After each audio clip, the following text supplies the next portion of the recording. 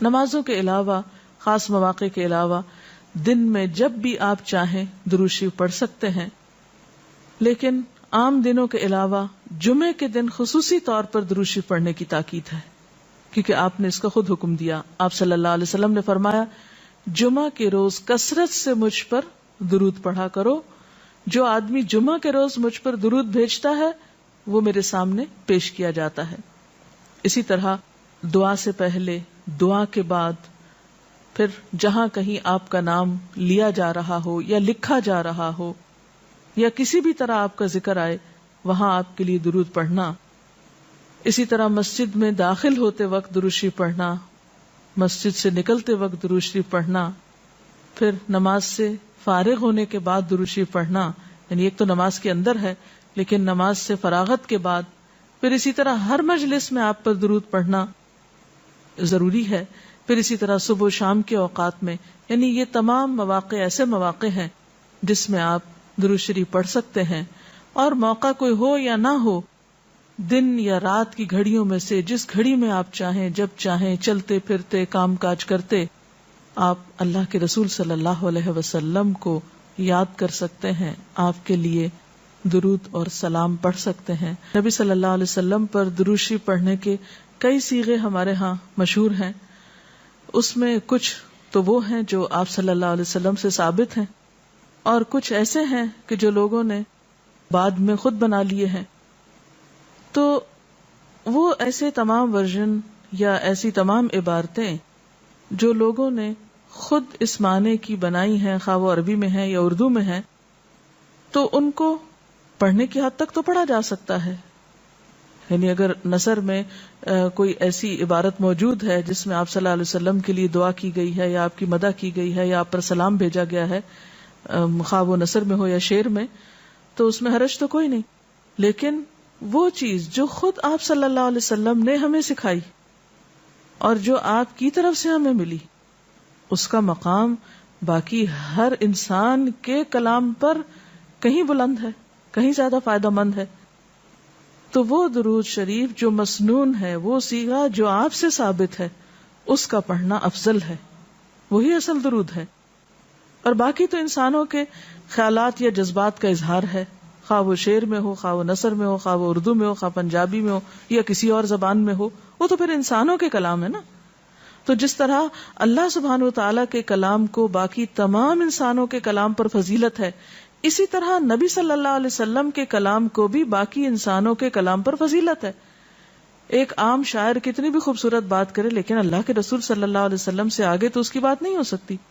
ایک عام انسان کتنے بھی خوبصورت انداز میں آپ صلی اللہ علیہ وسلم کا ذکر خیر کرے لیکن وہ اس کے برابر تو نہیں ہو سکتا جو نبی صلی اللہ علیہ وسلم نے خود ہمیں دیا. تو بہترین صیغہ وہی ہے جو ہم نماز میں پڑھتے ہیں، جسے درود ابراہیمی کہا جاتا ہے، اور اس کا پڑھنا باعث اجر و ثواب ہے اور اس میں کوئی شک ہی نہیں. اسی طرح یہ چونکہ تھوڑا طویل ہے تو اس کو مختصر انداز میں بھی آپ پڑھ سکتے ہیں. مثلا صرف اگر آپ صلی اللہ علیہ وسلم کہہ رہے ہیں تو یہ بھی درست ہے، یہ بھی درود شریف مکمل ہے ایک طرح سے اگرچہ مختصر ہے. اسی طرح اللہم صلی وسلم علی نبینا محمد، یہ بھی آپ پڑھ سکتے ہیں. صلی اللہ علی النبی الکریم کہہ سکتے ہیں. تو مختصر ہو یا درود ابراہیمی کچھ طویل شکل میں ہو، اصل چیز تو ذکر میں مشغول ہونا ہے. تعداد میٹر نہیں کرتی جتنا وہ احساس اور جذبہ اور عقیدت جو کہ درود شریف پڑھتے ہوئے آپ صلی اللہ علیہ وسلم کے لیے ہماری ہو سکتی ہے. تو ہمارے لیے دن میں بے شمار مواقع ایسے ہوتے ہیں کہ جس میں ہم درود شریف پڑھ سکتے ہیں. سب سے پہلا موقع تو خود نماز کا موقع ہے. اس وقت تک نماز مکمل نہیں ہوتی جب تک ہم اس میں درود شریف نہیں پڑھتے. پھر اسی طرح عام نمازوں کے علاوہ نماز جنازہ میں بھی درود شریف پڑھا جاتا ہے. پھر اذان کے بعد درود شریف پڑھا جاتا ہے. آپ صلی اللہ علیہ وسلم نے فرمایا جب مؤذن کی آواز سنو یعنی اذان سنو تو وہی کہو جو مؤذن کہتا ہے، یعنی اذان کا جواب دو، پھر مجھ پر درود پڑھو. یعنی اذان کا جواب دینے کے بعد جب اذان ختم ہو جائے تو کیا کرنا چاہیے؟ نبی صلی اللہ علیہ وسلم پر درود بھیجنا چاہیے. کیونکہ مجھ پر درود پڑھنے والے پر اللہ تعالیٰ 10 رحمتیں نازل فرماتا ہے. اس کے بعد میرے لیے اللہ سے وسیلہ مانگو، جو جنت میں ایک مقام ہے جو جنتیوں میں سے صرف کسی ایک ہی کو ملے گا، اور مجھے امید ہے کہ وہ جنتی میں ہی ہوں گا، یعنی آپ صلی اللہ علیہ وسلم ہی کے لیے وہ مقام ہے. اور آپ نے یہ بھی فرمایا کہ من سألی اللہ الوسیلہ، جس نے اللہ سے میرے لیے وسیلہ کی دعا کی، یعنی درود شریف کے علاوہ آت محمد الوسیلۃ دعا ہم پڑھتے ہیں، یہ دعا بھی پڑھی جانی چاہیے. تو جس نے یہ دعا پڑھی اس کے لیے میری شفاعت واجب ہو جائے گی، یعنی قیامت کے دن پھر میں اس کے لیے شفاعت کروں گا. پھر یہ کہ درود شریف نہ صرف یہ کہ دنیا میں انسان کے لیے فائدے کا باعث ہے، بلکہ آخرت میں انسان کے لیے شفاعت کا ذریعہ بھی ہے. درود شریف پڑھنے والوں کو نبی صلی اللہ علیہ وسلم کی شفاعت نصیب ہوگی. آپ نے فرمایا جس نے 10 مرتبہ صبح و شام مجھ پر درود بھیجا اسے قیامت کے دن میری شفاعت حاصل ہوگی. اب یہ کہ اگر زیادہ وقت نہ بھی ملے تو 10 دفعہ درود شریف پڑھنا آخر کیا مشکل ہے، کتنی دیر لگ جائے گی، لیکن اس کا اجر و ثواب اور اس کا فائدہ کس قدر ہے. پھر اسی طرح درود شریف دعاؤں کی قبولیت کا ذریعہ بھی بنتا ہے. یعنی اگر دعا کرنے سے پہلے درود شریف پڑھا جائے اللہ تعالیٰ کی حمد و ثنا کے بعد تو اس سے دعا کی قبولیت میں اضافہ ہوتا ہے. نبی صلی اللہ علیہ وسلم کے ساتھ حضرت عبداللہ بن مسعود اور حضرت ابوبکر اور حضرت عمر تشریف فرما تھے. تو حضرت عبداللہ بن مسعود کہتے ہیں کہ میں نماز پڑھ رہا تھا، میں بیٹھا تو پہلے اللہ تعالیٰ کی حمد و ثنا کی، پھر آپ پر درود بھیجا، پھر اپنے لیے دعا کی. تو آپ نے فرمایا اللہ سے مانگو ضرور دیے جاؤ گے. یعنی جس طریقے سے تم نے دعا کی ہے کہ پہلے اللہ تعالیٰ کی حمد و ثنا کی ہے، پھر درود شریف پڑھا ہے، تو اب جو بھی تم دعا مانگو گے وہ دعا قبول ہوگی. پھر اسی طرح ہم دیکھتے ہیں کہ درود شریف نیکیوں کا دروازہ کھولتا ہے، نیکیوں میں اضافے کا ذریعہ بنتا ہے. آپ نے فرمایا جس نے مجھ پر ایک دفعہ درود بھیجا اللہ تعالیٰ اس کے نامہ اعمال میں 10 نیکیاں لکھے گا. پھر اسی طرح فرشتوں کی دعائیں آتی ہیں اس شخص کے لیے جو درود شریف پڑھتا ہے. رسول اللہ صلی اللہ علیہ وسلم نے فرمایا جب تک کوئی مسلمان مجھ پر درود بھیجتا رہتا ہے اس وقت تک فرشتے اس کے لیے دعائیں رحمت کرتے رہتے ہیں. یعنی آپ درود شریف پڑھیں تو فرشتے آپ کے لیے دعا کرنے میں لگ جاتے ہیں. اب جو چاہے کم پڑھے اور جو چاہے زیادہ پڑھے، یعنی کتنی دعائیں چاہیے اس کو. دیکھیں ہم عام طور پر کتنا کہتے ہیں دوسروں سے کہ پلیز ہمارے لیے دعا کیجئے، ہمیں دعا میں یاد رکھیے، دوسروں کی ایک طرح سے منت سماجت کر رہے ہوتے ہیں. لیکن کتنا آسان طریقہ ہے فرشتوں کی دعائیں لینے کا کہ انسان درود شریف پڑھنا شروع کر دے.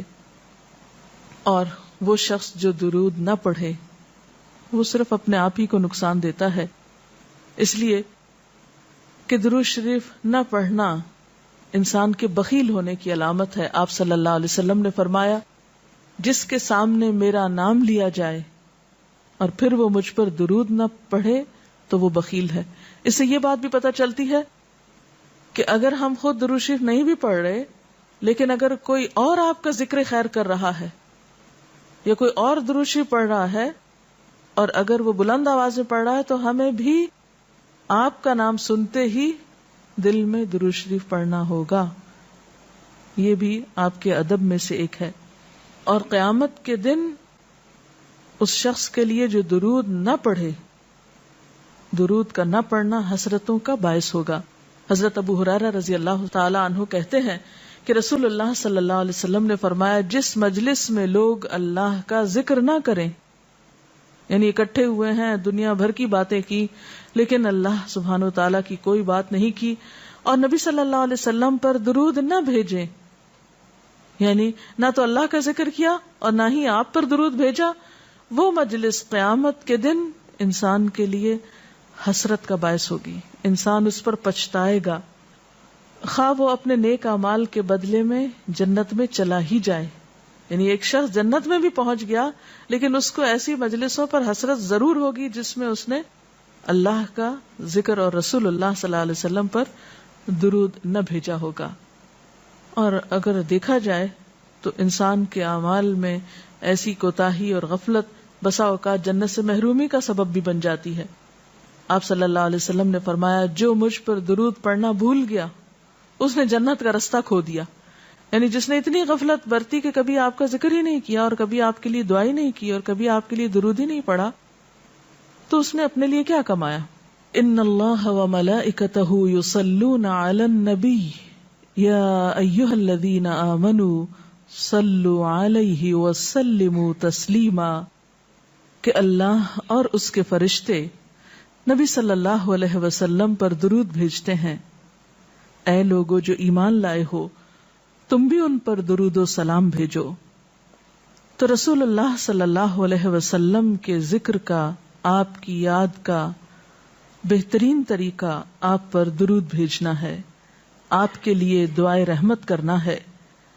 وہ عظیم ہستی جس پر اللہ رب العزت کی رحمت برستی ہے, جس کا ذکر اللہ سبحانہ و تعالی فرشتوں میں کرتے ہیں, جن پر فرشتے دعائے رحمت بھیجتے ہیں, آخر ان کا ذکر اور ان پر درود و سلام میں اور آپ کیوں نہ بھیجیں گے؟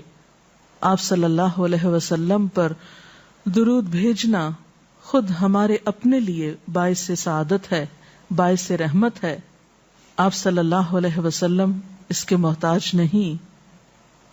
مشرق ہو یا مغرب, شمال ہو یا جنوب, دنیا کے گوشے گوشے میں آپ کا ذکر خیر ہو رہا ہے, دن رات, آذانوں میں, نمازوں میں, جہاں جہاں آپ کا نام لیا جائے. لیکن اگر ہم درود شریف پڑھتے ہیں تو اس کا فائدہ خود ہم ہی کو پہنچتا ہے, ہمارے اپنے لیے باعث رحمت ہے.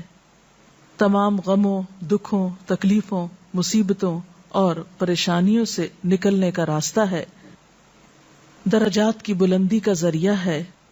رسول اللہ صلی اللہ علیہ وسلم نے فرمایا, جس نے مجھ پر ایک بار درود بھیجا اللہ تعالیٰ اس پر 10 مرتبہ رحمتیں نازل فرمائے گا.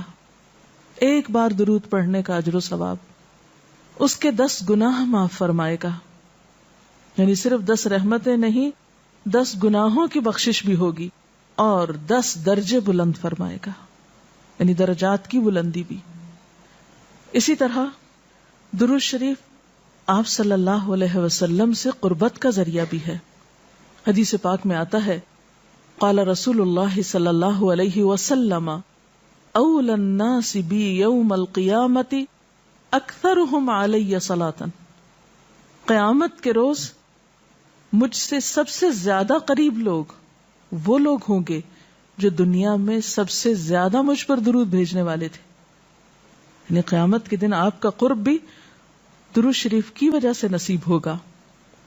پھر اسی طرح اگر انسان کوئی اور دعا نہ بھی کر سکے, غم, دکھ اور تکلیف کی حالت میں صرف درود شریف بھی پڑھتا رہے تو اسے ساری دعاؤں سے کفایت کر جائے گا. ایک حدیث میں آتا ہے, حضرت ابی ابن کعب رضی اللہ تعالی عنہ کہتے ہیں کہ میں نے آپ صلی اللہ علیہ وسلم سے عرض کیا, اے اللہ کے رسول صلی اللہ علیہ وسلم, میں آپ پر کثرت سے درود بھیجتا ہوں, یعنی بہت زیادہ آپ پر درود بھیجتا ہوں, اپنی دعا میں سے کتنا وقت میں درود کے لیے وقف کروں, یعنی جتنی میں دعائیں مانگتا ہوں ان میں سے کتنے وقت کے لیے درود پڑھا کروں, یعنی آپ پر دعائے رحمت بھیجوں یا آپ کے لیے دعائے رحمت کروں. درود کا مطلب یہی ہوتا ہے. تو آپ صلی اللہ علیہ وسلم